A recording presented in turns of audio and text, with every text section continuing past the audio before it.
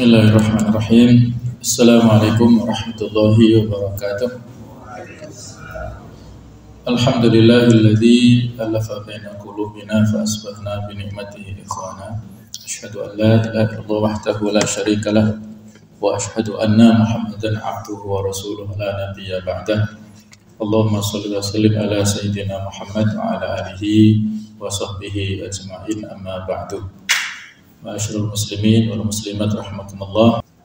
Marilah kita lanjutkan kajian dari kitab Tafsir Al-Munir karangan Profesor Dr. Wahbah As-Suhaili, yaitu pada paragraf ayat 59 sampai 63 dari surah Ali Imran, yang mana pada ayat-ayat ini masih bercerita tentang Nabi Isa alaihissalam dan bagaimana jawabannya dari Allah Ta'ala lewat Rasulnya tentang pertanyaan syubhat yang disampaikan oleh orang-orang Nasrani.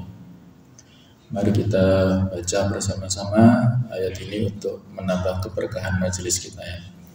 A'udzu billahi minasyaitonir rajim.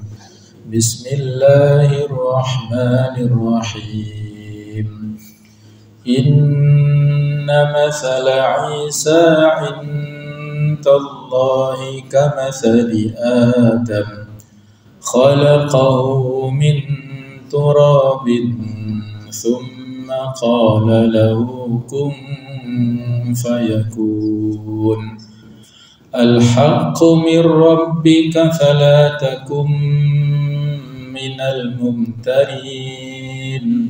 Faman hajjaka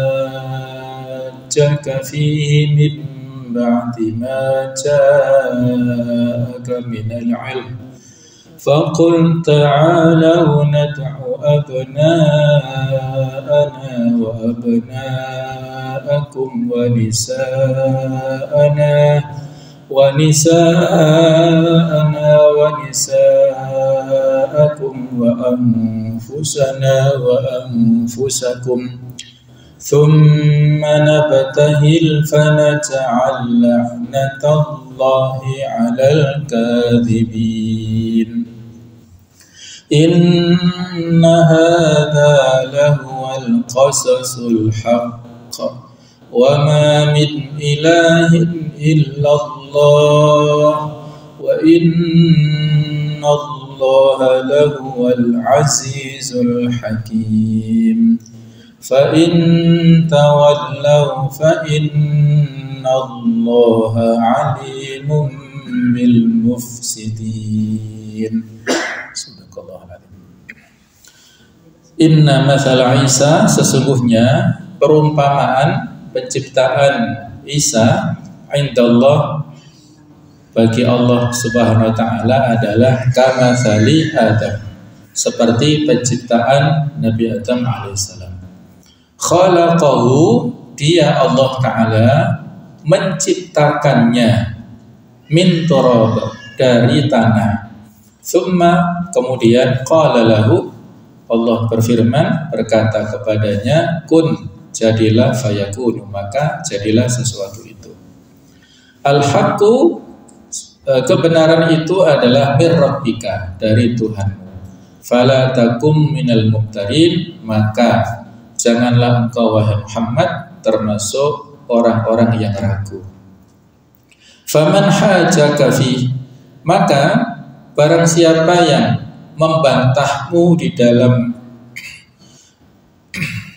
mim ba'di ma ja'aka, sesudah telah datang kepadamu minal ilm, yaitu berupa ilmu, faqul ta'alu, maka katakanlah wahai Muhammad, marilah kalian semuanya, nad'u abna'ana, kita memanggil anak-anak kita, anak-anak kami, wa abna'akum, dan anak-anak kalian, wa nisa'ana wa nisa'akum, istri-istri kami dan istri-istri kalian semuanya, wa anfusana wa anfusakum, juga kami sendiri dan kamu sekalian juga. Summa nabatahi, kemudian marilah kita bermubahalah, saling melaknat. Fanaj'al laknatallah, maka ditimpakanlah laknat Allah alal kadhibin, kepada orang-orang yang dusta, yang berbohong. Inna hadza, sesungguhnya ini adalah lahwal qasasul haq, kisah yang sebenarnya, yang betul-betul, ya, tidak ada dusta di dalamnya. Wa ma min ilahin illallah, dan tidak ada Tuhan, tidak ada ilah yang patut disembah kecuali Allah. Wa innallaha, dan sesungguhnya Allah lahuwal azizul hakim, adalah zat yang maha perkasa lagi maha bijaksana. Fa in tawallau, maka apabila mereka berpaling, fa innallaha alimun bil mufsidin, maka ketahuilah bahwa Allah maha mengetahui orang-orang yang berbuat kerusakan. Teman sekalian rahimakumullah, kita akan langsung membahas pada masalah mufradat lughawiyah, kosakata bahasa yang terdapat di ayat-ayat ini.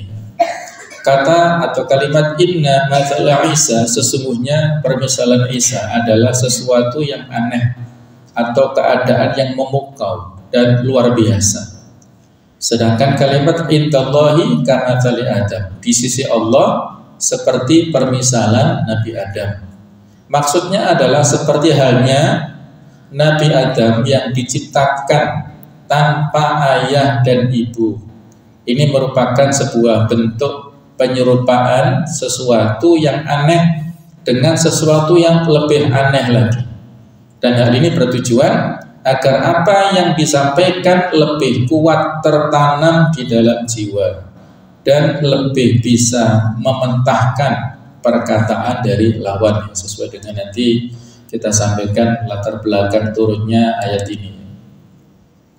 Maksudnya adalah bahwa perumpamaan penciptaan Isa yang diciptakan oleh Allah Ta'ala tanpa ada misal sebelumnya adalah seperti penciptaan Adam. Kemudian perkataan ini dijelaskan oleh kata khalaqahu min turab. Maksudnya Allah menciptakan Adam dari yang diberi air, dari tanah yang diberi air, sehingga menjadi tanah yang lekat atau lengket. Kemudian Allah berfirman kepadanya, kun fayakun, jadilah kamu manusia, maka jadilah ia manusia. Begitu juga halnya dengan Isa, Allah Ta'ala berfirman kepadanya, jadilah kamu manusia tanpa ayah, maka jadilah ia manusia. Sehingga Nabi Isa disebut kalimatullah. Fala takum minal mumtarin, maka janganlah kamu termasuk orang-orang yang ragu. Kata al-imtira adalah sama dengan kata-kata asyak yang berarti keraguan. Faman hajaka, maka barang siapa yang berbantah denganmu, yaitu dari kaum Nasrani yang mendebat kepadamu, tidak percaya dengan yang kau sampaikan, yaitu dari orang Nasrani, summa nabtahil, artinya adalah kita berdoa dengan sungguh-sungguh. Dikatakan penggunaan ibtah adalah kaum, yang berarti adalah saling melaknat antara satu dengan yang lain. Al-buhala artinya adalah laknat. Fala ja'al laknatullahi 'alal kadhibin. Gambarannya adalah dengan berdoa. Misalnya, ya Allah, laknatilah pihak yang berdusta di dalam perkara Isa. Rasulullah SAW mengajak utusan kaum Nasrani dari Najran untuk mengadakan mubahalah, mendoakan pihak yang berdusta supaya mendapatkan laknat dari Allah nantinya, yaitu tatkala mereka berbantah dengan beliau seputar masalah Isa, yang mereka tidak percaya bahwasanya ada manusia yang tanpa ayah seperti ini adalah disebut manusia, ini adalah anak Tuhan atau Tuhan itu sendiri. Jadi mereka mempertahankan argumennya. Ketika diajak berkata, kami akan memikirkannya lebih dahulu, nanti kami akan kembali menemui kalian. Lalu Al-Aqib atau penasihat utusan Najran tersebut berkata, kalian telah mengetahui akan kebenaran kenabian Muhammad. Tidak ada kaum yang mengadakan mubahalah dengan seorang nabi kecuali mereka akan binasa. Kemudian mereka pun pergi meninggalkan Al-Aqib. Lalu mereka datang menemui Rasulullah SAW yang waktu itu memang telah keluar membawa keluarga beliau, yaitu keluarga terdekat. Ada cucu beliau yang sangat disayang, Hasan dan Husain, ada putri beliau Fatimah, dan ada menantunya Ali bin Abi Thalib. Lalu beliau berkata kepada utusan kaum Najran, ketika aku berdoa maka kalian mengamininya. Namun ternyata mereka menolak melakukan mubahalah tersebut, dan mereka lebih memilih untuk berdamai dengan Rasulullah SAW dengan membayar jizyah, pajak atau upeti. Kisah ini diriwayatkan oleh Nu'aim. Sedangkan kata al-qasas adalah berarti berita atau kisah, dan maksud al-haq adalah kebenaran yang tiada keraguan lagi terhadapnya, dan makna al-aziz adalah zat yang memiliki keperkasaan dan kekuasaan yang tidak ada seorang pun yang bisa mengalahkannya di dalam kekuasaannya, dan al-hakim adalah Tuhan yang memiliki hikmah yang tidak ada seorang pun yang menandinginya dalam hal perbuatan dan penciptaannya. Jadi Al-Quran ini memang merupakan mukjizat ya. Jadi ada ijaz lughawi atau keistimewaan ya, hal-hal yang luar biasa di dalam masalah bahasa. Jadi di akhir-akhir ayat ini disesuaikan dengan konteks kalimat yang disampaikan pada cerita sebelumnya. Jadi kata-kata Al-Aziz Al-Hakim ini sebagai bentuk kata kunci ya untuk memperkuat daripada kalimat-kalimat yang telah disampaikan di ayat-ayat sebelumnya ini. Berikutnya adalah tentang sababun nuzul atau latar belakang turunnya ayat ini. Para ulama tafsir ini menjelaskan bahwa utusan kaum Nasrani dari Najran berkata kepada Rasulullah SAW, kenapa kamu telah berani mencaci dan menghina Isa? Lalu beliau berkata, memang apa yang telah aku katakan? Mereka berkata, kamu telah mengatakan bahwa Isa adalah seorang hamba, seorang manusia biasa. Beliau berkata, benar, sesungguhnya Isa adalah hamba Allah, Abdullah, kemudian juga utusannya Rasulullah, dan kalimatnya yang disampaikan kepada Maryam al-Adhra al-Batul, wanita yang masih perawan. Mendengar hal tersebut mereka langsung marah dan berkata, apakah kamu pernah melihat seorang pun yang dilahirkan tanpa ayah? Jika kamu memang orang yang benar, maka beritahukan kepada kami misalnya atau sepadannya. Lalu Allah Ta'ala menurunkan ayat ini sebagai bentuk bantahan langsung dari statement mereka, inna mathala Isa indallahi kamathali Adam. Jadi tidak ada yang aneh, sebagaimana Nabi Adam dulu ya, bahkan tidak ada ayahnya, tidak ada ibunya. Ini Nabi Isa masih lumayan, maksudnya masih lebih logis karena memiliki seorang ibu, dan Nabi Isa juga dikandung oleh ibunya walaupun tidak ada ayahnya. Jadi permisalan Nabi Isa mirip dengan permisalan Nabi Adam. Adapun berikutnya tentang munasabah atau persesuaian ayat antara ayat ini dengan yang sebelumnya.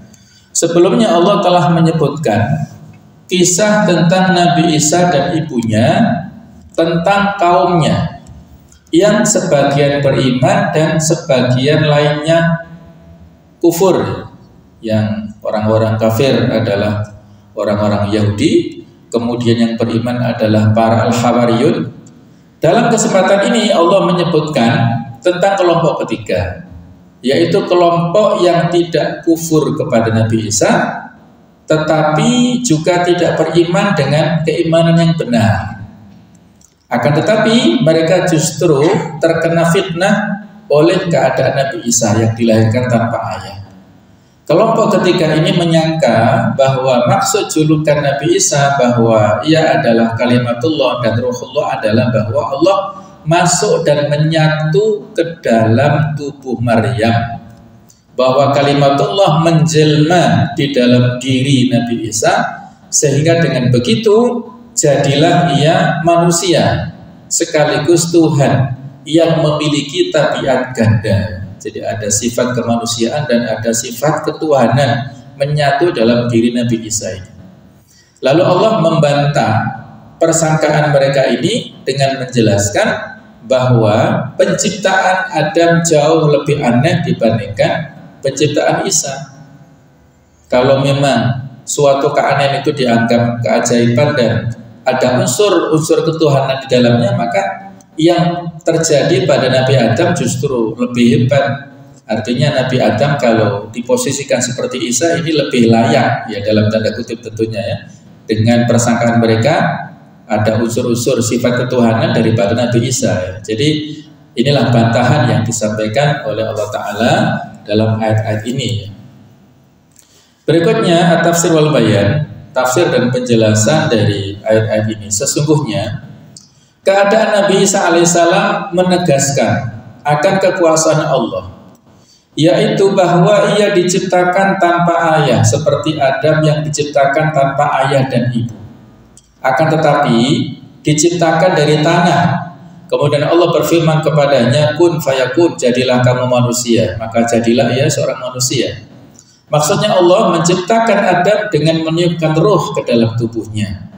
Hal ini masuk kategori menyerupakan sesuatu yang aneh dengan sesuatu yang jauh lebih aneh.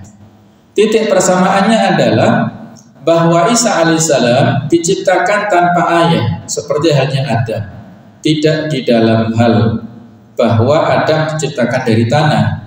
Karena sesuatu terkadang diserupakan dengan sesuatu yang lain karena keduanya memiliki kesamaan dalam satu hal saja, meskipun di dalam hal yang lain keduanya tidak memiliki kesamaan. Ini biasa ya.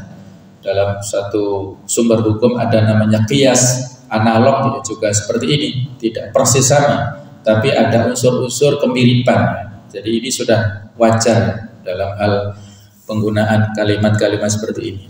Zat yang kuasa menciptakan Adam tanpa ayah tentu saja kuasa menciptakan Isa.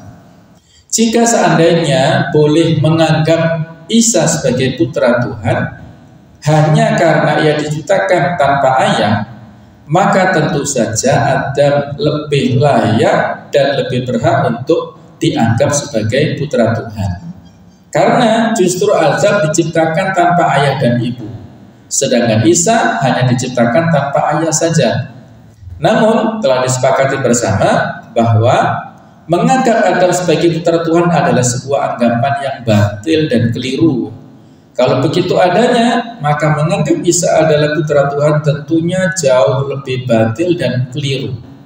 Akan tetapi Allah ingin menampakkan kekuasaannya kepada manusia ketika menciptakan Adam tanpa adanya laki-laki dan perempuan, menciptakan Hawa hanya dari laki-laki saja tanpa adanya perempuan, menciptakan Isa hanya dari perempuan saja tanpa adanya laki-laki, serta menciptakan manusia yang lainnya dari laki-laki dan perempuan. Oleh karena itu di dalam surah Maryam ya, Allah Ta'ala berfirman, qala kadzaliki qala rabbuki huwa 'alayya hayyin wa linaj'alahu ayatan linnas wa rahmatan minna wa kana amran maqdiya. Dia Jibril berkata, demikianlah Tuhanmu berfirman, hal itu adalah mudah bagiku. Hayyin ini adalah soal yang mudah, itu hal yang mudah bagi Allah Ta'ala, dan agar kami menjadikannya suatu tanda kebesaran Allah bagi manusia dan sebagai rahmat dari kami, dan hal itu adalah suatu urusan yang sudah diputuskan. Jadi tidak ada di sini hal yang aneh. Ini sudah merupakan ketetapan Allah Ta'ala yang seharusnya diimani eksistensi dan kekuasaannya adalah Allah Ta'ala. Penisbatan kekuasaan kudrahnya hanya kepada Allah Ta'ala. Adapun Nabi Isa adalah hanya sebagai pelaksana saja, utusan Allah saja. Walaupun banyak mendapat mukjizat yang aneh-aneh, ini semuanya harus dikembalikan kepada kekuasaan Allah. Inilah yang ditetapkan Allah Ta'ala ya. Kemudian Allah Ta'ala, sedangkan dalam ayat ini Allah Ta'ala berfirman, Al-haqqu min rabbik fala takum minal mumtarin. Kebenaran itu datang dari Allah Ta'ala, dari Tuhanmu.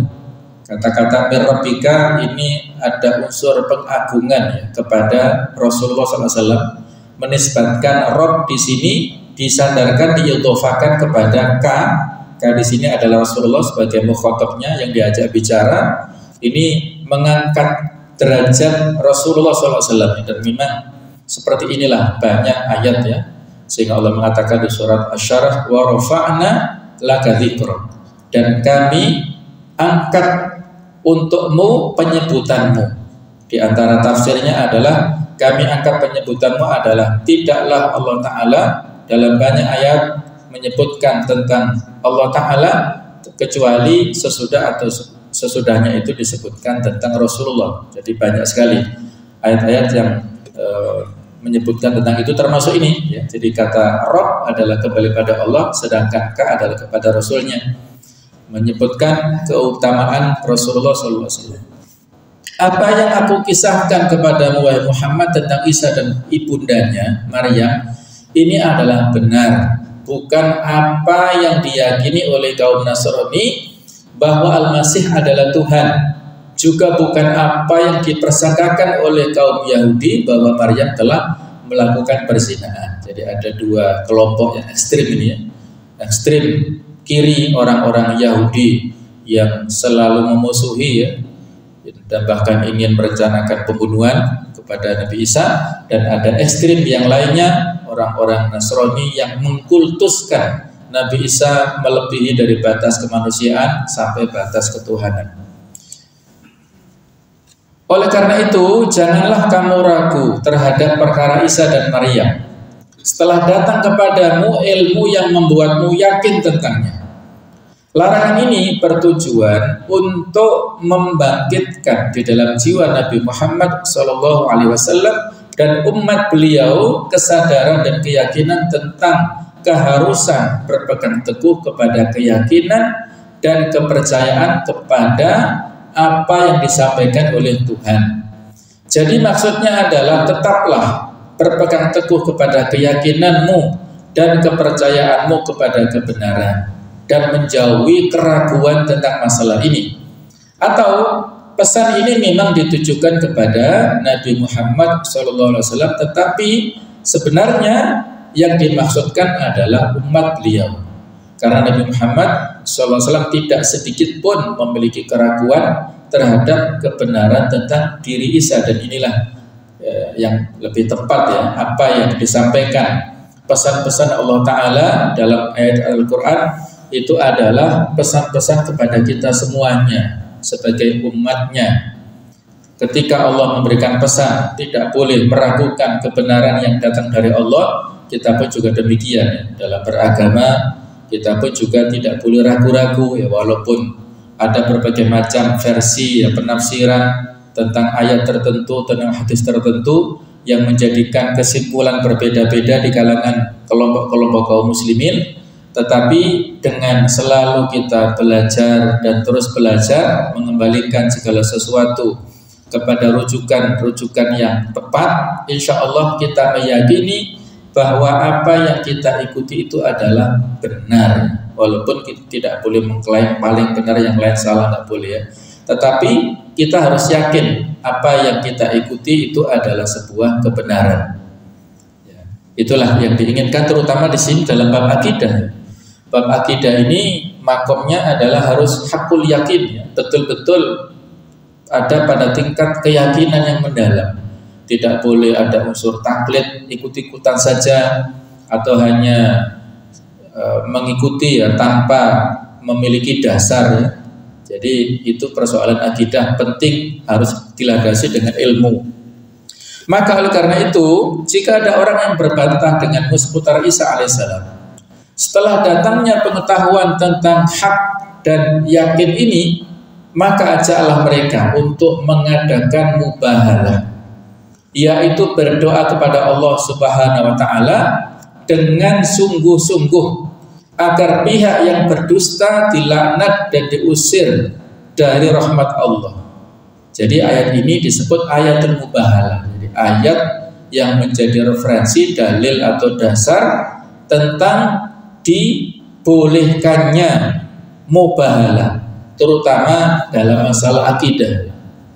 Diriwayatkan bahwa Rasulullah SAW mengajak kaum Nasrani Najran untuk mengadakan mubahalah, tetapi mereka menolak ajakan tersebut.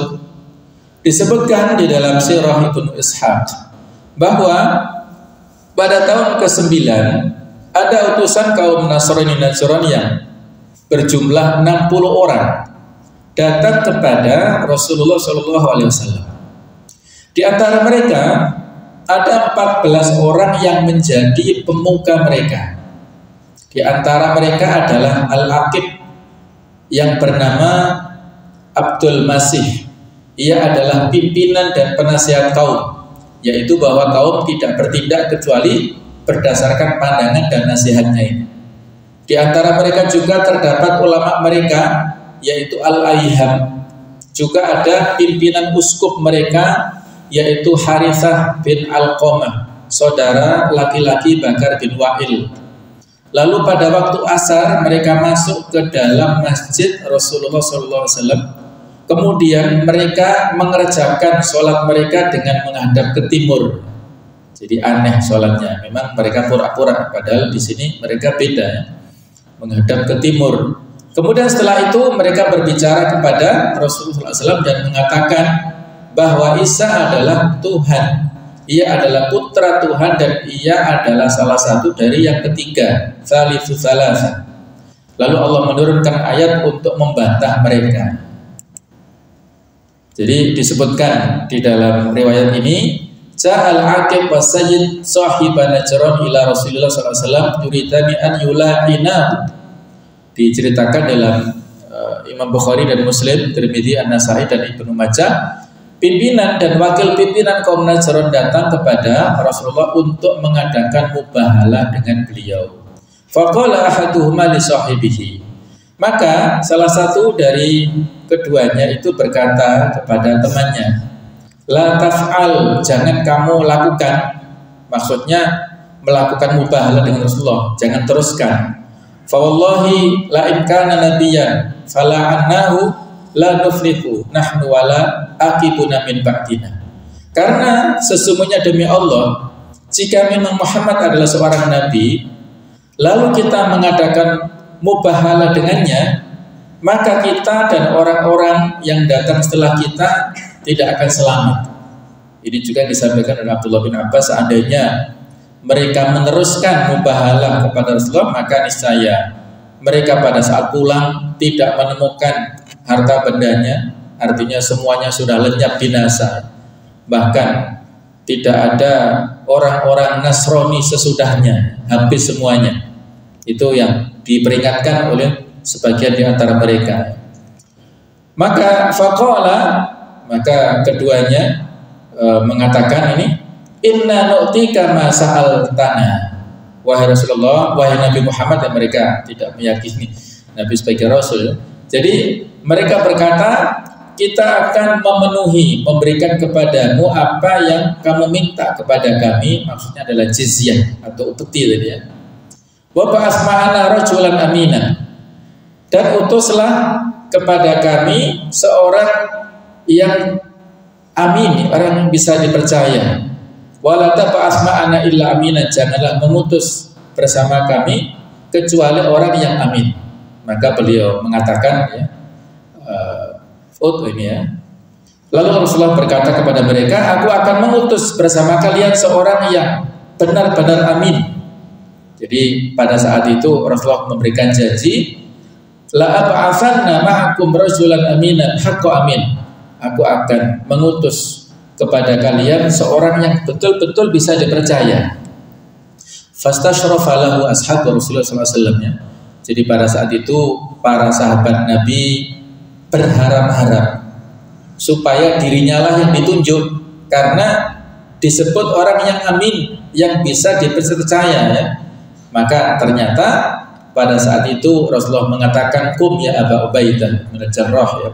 Berdirilah wahai Abu Ubaidah bin Jarrah. Falamma qama, maka pada saat beliau berdiri, qala Rasulullah SAW, beliau bersabda, hadza aminu hadhil ummah. Ini adalah orang yang bisa dipercaya dari umat ini. Jadi inilah sababul wurud, latar belakang kenapa Abu Ubaidah, salah satu di antara sahabat yang dijamin masuk surga tanpa hisab, adalah Abu Ubaidah ini mendapatkan predikat Aminul Ummah, orang yang bisa dipercaya dari umat ini. Karena ini beliau mendapatkan predikat yang sangat terhormat dari Rasulullah SAW untuk mengambil upeti yang diserahkan nantinya oleh kaum Nasrani dari Najran ini. Ini adalah asal usulnya. Ini adalah hadza aminu hadhil ummah, Abu Ubaidah. Diriwayatkan juga bahwa orang-orang yang dipilih oleh Rasulullah SAW untuk diajak pergi bermubahalah ini bukan orang main-main. Mereka adalah keluarga terdekat. Ada Ali bin Abi Thalib, Fatimah binti Rasulullah, dan ada kedua putranya Hasan Husain. Lalu beliau berkata kepada orang-orang Nasrani, jika aku berdoa maka kalian mengamininya. Maka setelah utusan kaum Nasrani, Najran tidak bersedia untuk diajak bermubahalah, maka mereka berdamai dengan Rasulullah SAW dengan membayar jizyah kepada beliau. Jizyah tersebut berupa 2.000 hullah, pakaian baru yang bagus. 1.000 diserahkan pada bulan Safar, sedangkan sisanya 1.000 dibayarkan pada bulan Rajab serta sejumlah uang dirham. Bahkan riwayat masih ada yang lain-lainnya. Ini hanya uang ataupun yang penting dia sampaikan sebagai bentuk penyesalan mereka yang merasa mereka bersalah dan minta maaf kepada Rasulullah SAW. Jadi mereka tidak berani melakukan mubahalah seperti itu. Jamaah sekalian rahimakumullah, hal ini membuktikan kuatnya kepercayaan dan keyakinan Rasulullah SAW terhadap apa yang beliau katakan. Jadi dakwahnya betul-betul beliau yakin. Inilah pentingnya ya, memiliki karakter yang kuat.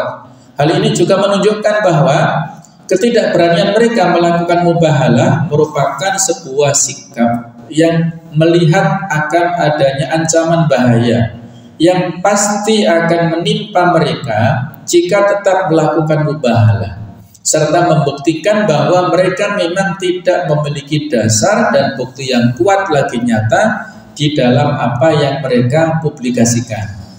Sehingga semua ini menjadikan mereka tidak berani untuk melanjutkan kesepakatan untuk mengadakan mubahalah. Sesungguhnya apa yang aku kisahkan, maksudnya Allah Ta'ala ya, kepada Nabi Muhammad tentang Isa, inilah kisah yang benar, yang tidak bisa diragukan lagi.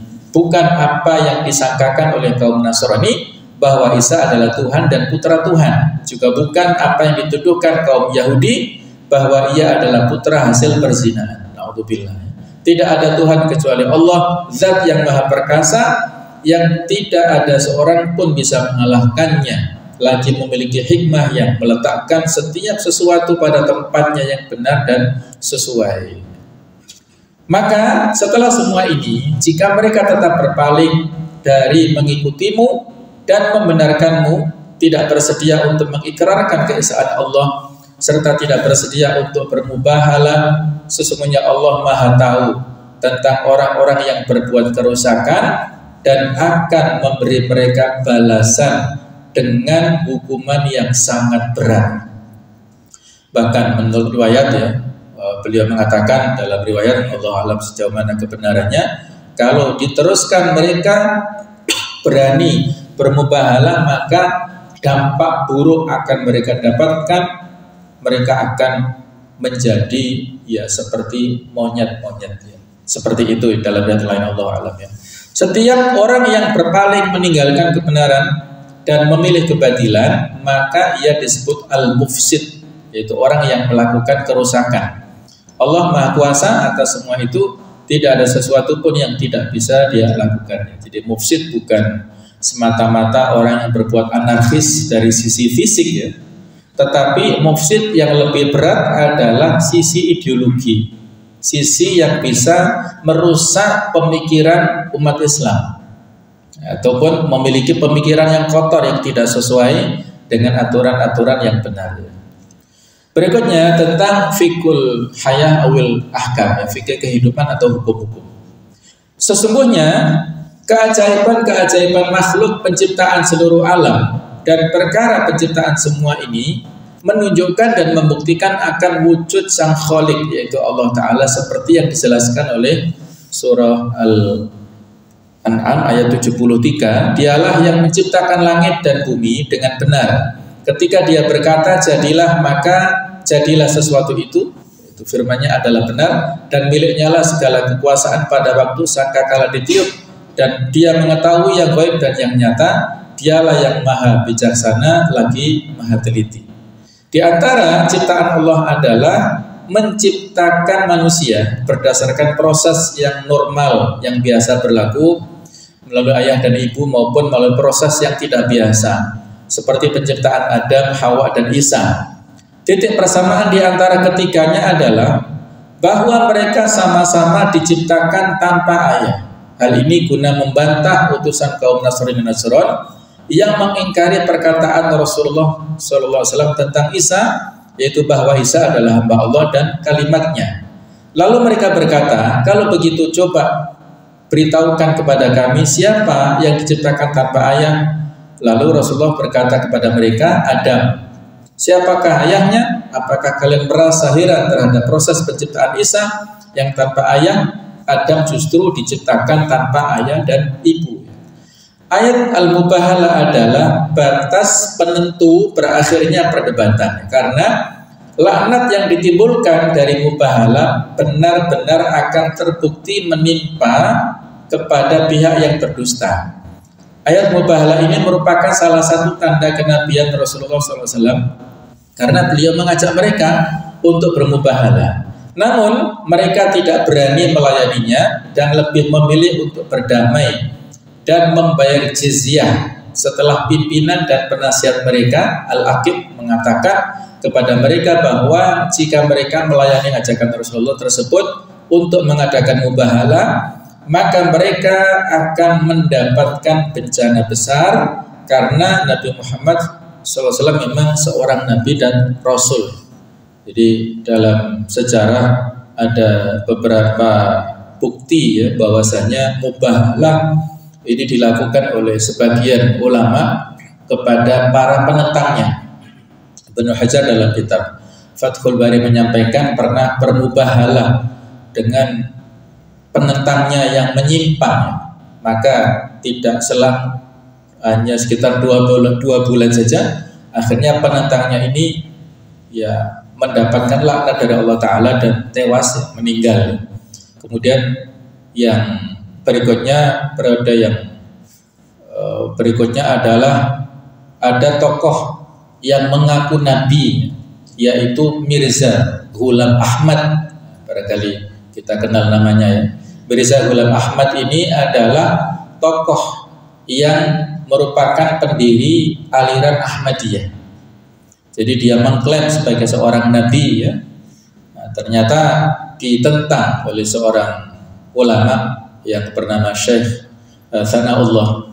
Beliau mengatakan kepada Mirza Ghulam Ahmad, mari kita bermubahalah, saling melaknat. Siapa di antara kita yang berbohong, yang dusta, yang salah, maka akan meninggal terlebih dahulu daripada yang benar.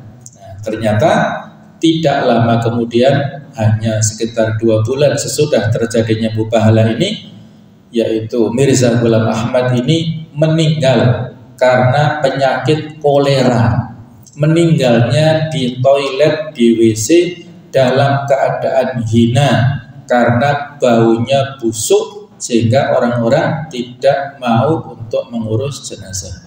Jadi dihinakan oleh Allah Ta'ala karena dia telah memiliki keyakinan yang sesat, mengaku sebagai seorang nabi ini. Jadi itulah mubahalah yang terjadi. Adapun Syekh Sanaullah masih hidup sesudahnya, 40 tahun sesudahnya masih sehat walafiat, masih hidup, baru wafat 40 tahun berikutnya ini. Nah, ini menunjukkan bahwasannya persoalan mubahalah ini persoalan yang tidak main-main ya. Jadi tidak boleh dibuat sesuatu guyonan ya, karena memang ini adalah melibatkan Allah. Jadi ada sumpahnya, demi Allah. Jadi diawali dengan kata-kata demi Allah. apa yang saya katakan benar, apa yang terjadi ini adalah benar, apa yang saya sebutkan benar misalnya. Seandainya ada di antara kita berdua yang salah, maka Allah akan memberikan azab kepada yang salah misalnya. Ini adalah kalimat-kalimat mubahalah yang barangkali beberapa waktu yang lalu juga ada tokoh-tokoh ya yang saling bermubahalah. Allahu alam apakah memang beberapa saat berikutnya ada sekian banyak kematian-kematian, apakah memang betul ini terjadi karena mubahalah? Allahu a'lam bishawab. Jadi ini sebagai pelajaran bagi kita semuanya. Ia berkata kepada kaumnya, kalian juga telah mengetahui bahwa Muhammad telah datang kepada kalian dengan membawa sesuatu yang pasti dalam perkara Isa. Lalu mereka pun mengurungkan niat mereka untuk bermubahalah dengan Rasulullah.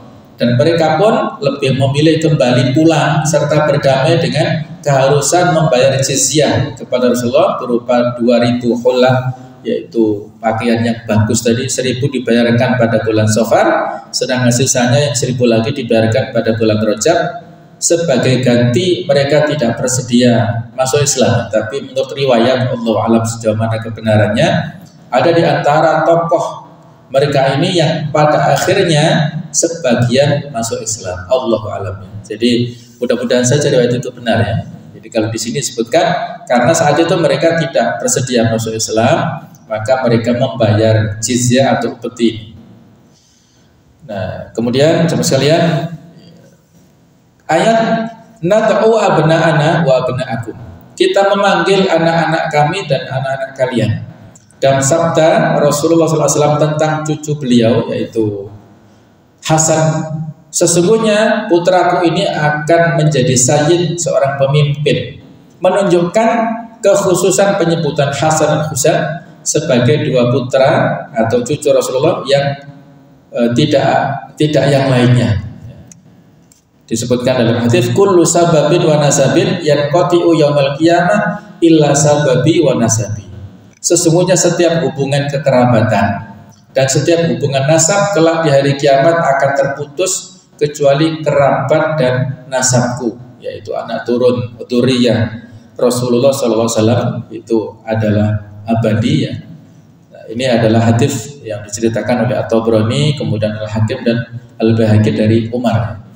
Jadi para ulama memberikan sebuah penafsiran bahwasanya maksud daripada nad'u abna'ana wa abna'akum ini dalam rangka untuk memberikan bukti keseriusan dalam hal saling mubahalah ini.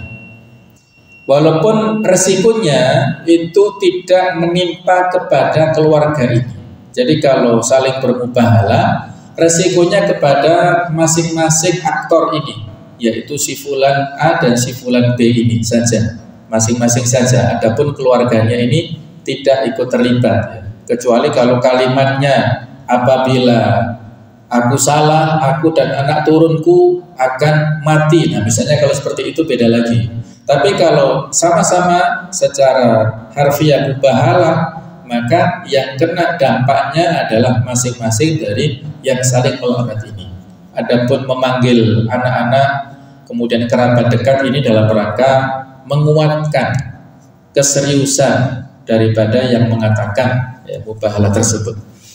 Allah a'lam bishawab. Inilah tafsir daripada ayat di surah Al-Imran 52 sampai 59. Mudah-mudahan bisa memberikan pelajaran kepada kita tentang kebenaran akidah yang sudah kita yakini selama ini tentang posisi Nabi Isa dan juga bagaimana kebatilan akidah ideologi daripada orang-orang Nasrani. Mudah-mudahan menguatkan keimanan kita bersama. Lebih dan kurangnya maaf, saya ikhlas-ikhlasnya. Subhanakallahumma wa bihamdik asyhadu an la ilaha illa anta astaghfiruka wa atubu ilaik. Wassalamualaikum warahmatullahi wabarakatuh.